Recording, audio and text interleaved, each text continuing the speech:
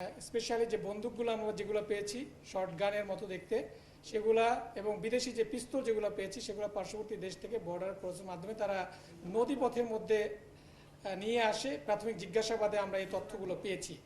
এছাড়াও তারা কক্সবাজারের যে মহেশখালী এবং যে পাহাড়ি এলাকা রয়েছে এই এলাকায় কিছু কারিগর রয়েছে, সেখান থেকেও তারা এই অস্ত্রগুলো কালেক্ট করে থাকে এবং তারা কখনো কখনো ওই জায়গা থেকে কারিগর তাদের এলাকায় নিয়ে এসে এখানে বসেও বানায়, এরকম তথ্য আমাদের কাছে পেয়েছি আমরা। তো এই যে নরসিংদীর যে ঘটনাগুলো গত কয়েক মাস ধরে ঘটছিল সেটার প্রেক্ষিতেই আমরা আমাদের গোয়েন্দা তৎপরতা এবং আমাদের নজরদারিটা বৃদ্ধি করি এবং সেখানের আইন শৃঙ্খলা পরিস্থিতি স্বাভাবিক রাখার লক্ষ্যে এর আগেও কয়েকটি অভিযান পরিচালনা করা হয়েছে, যৌথ অভিযান পরিচালনা করা হয়েছে, যেখান থেকে লোকাল অনেক অস্ত্র উদ্ধার করা হয়েছে।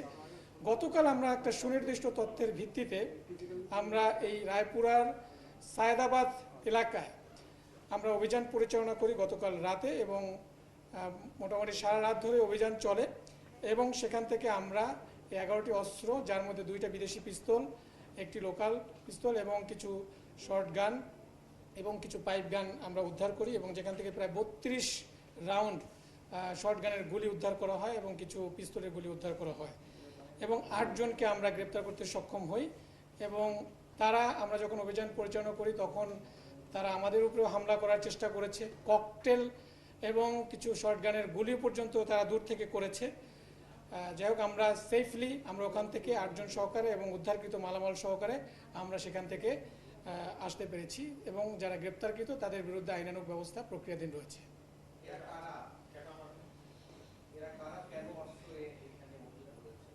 এটা তো আমি শুরুতেই আপনাদেরকে বলেছি যে এই জায়গায় নরসিংদীতে বিভিন্ন সময় আপনারা দেখেছেন, আপনারা বিভিন্ন নিউজ এবং মিডিয়ার মাধ্যমে কভার করেছেন যে এখানে আধিপত্য বিস্তার, মূলত এখানে বালুমহল রয়েছে, এখানে চর দখল, বিভিন্ন ঘাট এবং বাজারের দখল কেন্দ্রিক, এটা এলাকা বেসড।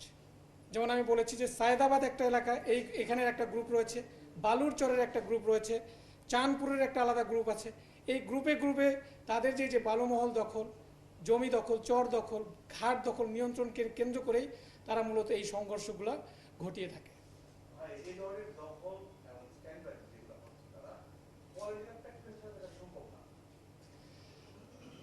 পলিটিক্যাল তো কারো না কারো আছে, আপনিও তো নিশ্চয়ই কোনো না কোনো দলের সমর্থন করেন বা কারো না কোনো মতাদর্শের থাকেন, বাট যে অপরাধ করে থাকে সে কোন পলিটিক্যাল দলের এটা দেখার বিষয় আমাদের না।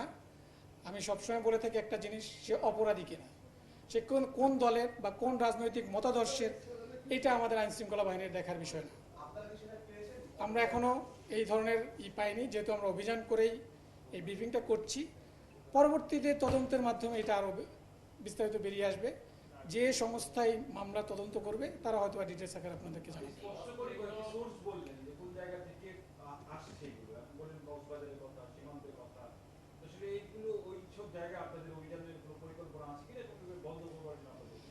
দেখুন, আমাদের র্যাব 11-এর এরিয়াটা হচ্ছে যে এরিয়া, আমার 7টা ডিস্ট্রিক্ট, এই এরিয়ায় অভিযান সাধারণত আমরা পরিচালনা করে থাকি।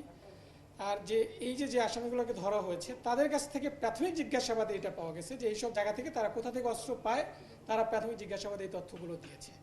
এবং আমাদের অন্য জায়গায় কিন্তু অভিযান পরিচালনা করে থাকে, যেমন আপনারা জানেন কয়েকদিন আগে চট্টগ্রাম থেকেও কিন্তু বেশ কিছু অস্ত্র উদ্ধার করা হয়েছে। এর আগেও আমরা কিন্তু ছোট ছোট আকারে অস্ত্র, বিদেশি পিস্তল আমাদের এলাকায় কুমিল্লা থেকে, নোয়াখালী থেকে উদ্ধার করা হয়েছে। সো অভিযান কিন্তু সারা বাংলাদেশেই চলমান রয়েছে এবং অভিযানে কিন্তু আমাদের অস্ত্র উদ্ধার হচ্ছে। সো এটা একটা চলমান প্রক্রিয়া।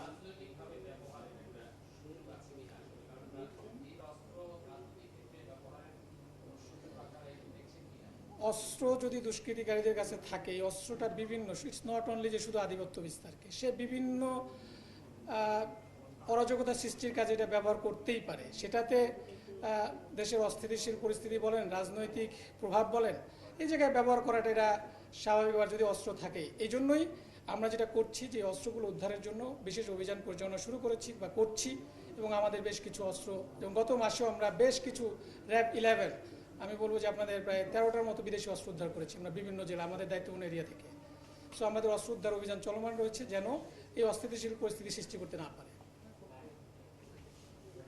ধন্যবাদ।